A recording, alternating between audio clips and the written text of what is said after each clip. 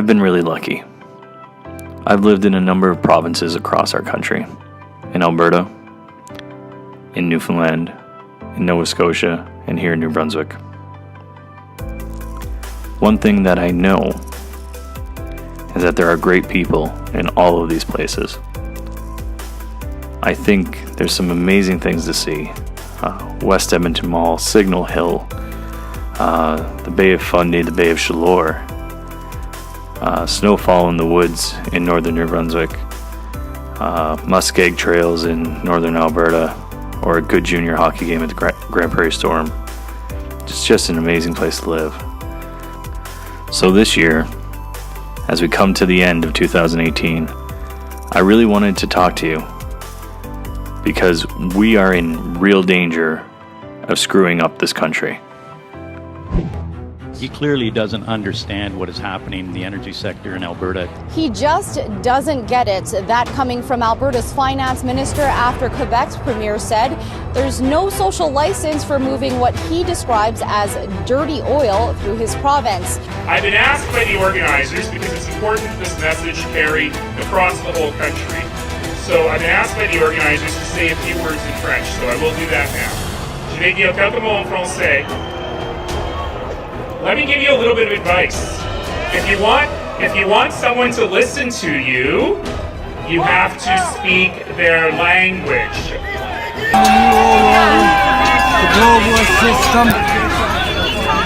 That's what we're here to do, to protest against Trudeau and the globalists. But then we got the pieces of shit in the world, the liberal scum, Antifa goofballs.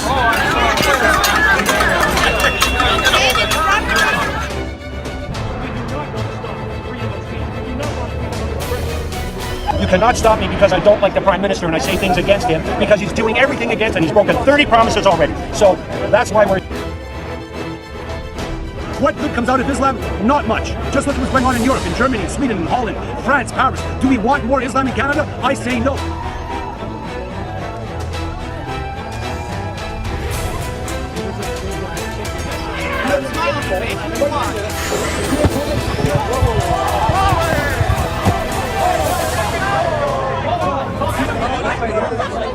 I didn't see anything.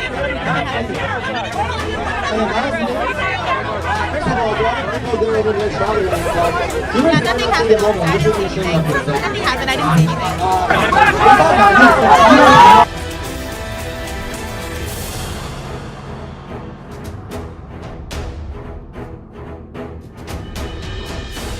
I wanted to cap off my video with kind of my understanding of what it means to be ideally Canadian. So here it is.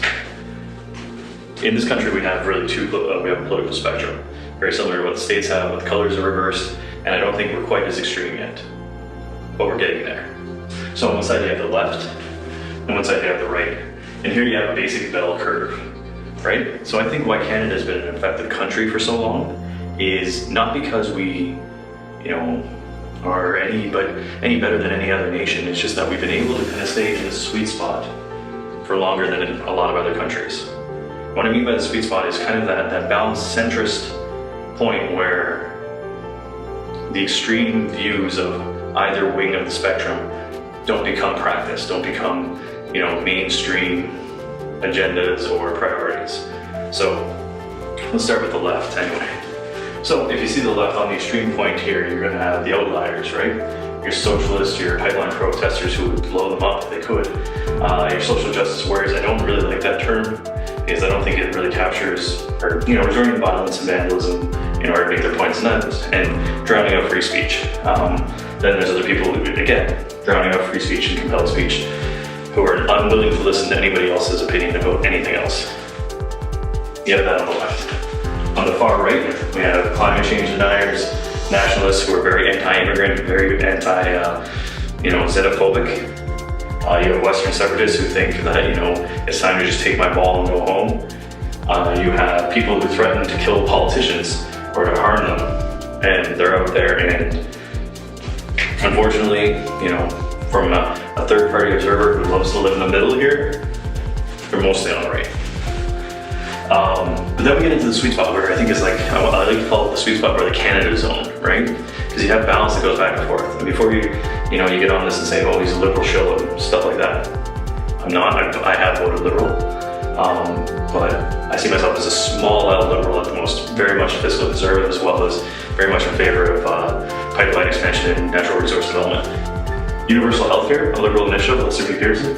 Private clinics in various provinces that allow people to unclog the public system. Great compromise, right? Good things. NAFTA, originally a progressive conservative under Ryan Mulroney, that's his initiative. Capitalist open market, perfect, right? Over here you say many more pipelines. Here we say some new pipelines. There are no pipelines yet. Hopefully line 3 is going to be ready next year. Hopefully TMX comes in through. Lower taxes, LGBTQ2 rights. So you can see, when we stay inside the sweet spot, yeah, we don't get as far as your extremists want you to. We're not getting to the absolutes. You know, we're not, in order to stay inside this zone, we have to accept that people will have differing opinions with us, that I might not get everything I want, right? An environmentalist who believes that carbon change is the biggest plight of our existence is going to want, not the carbon tax. That's a compromise for them. They want no pipelines. They want to shut the oil sands down. But if you're in the sweet Canadian zone, you realize the carbon tax is going to add burden to the industry, which is going to create innovations like the type we see today being announced around eliminating water and diluent or de-oiling in the SAGD process, you know, making that an incredible, and you know, capturing the carbon dioxide. Those are innovations that don't happen because the market's so free and that's what's going to happen. It's coming because there's building pressure on a carbon tax, right? So that's how that compromise works. Every side of the country, and I've lived all over it and I visit it all the time, has faced challenges. I live in northern New Brunswick. It's been challenging here for a long time, and it's only going to get worse. I grew up in northern Alberta, and times were good. Times were good, and now they're going through some hardships. And they will come out the other side because they're hard workers and they're ingenuitive and they're innovative. But what we see with social media is these groups are becoming the de facto leaders and taking us out of that sweet Canadian center. It's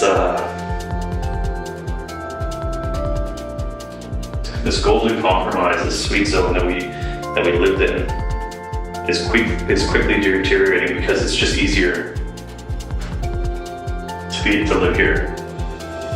Now, there's a lot of people who are in here and are in here who, for the longest time, believed in this, right? Believed in the sweet spot, believed in compromise. It was difficult, didn't always get everything you wanted, but the country was better off. Now you're just putting your foot down and saying, no, I'm gonna take my ball and go home. I'm not gonna work with you. You don't believe what I believe. We're done. It's not gonna last.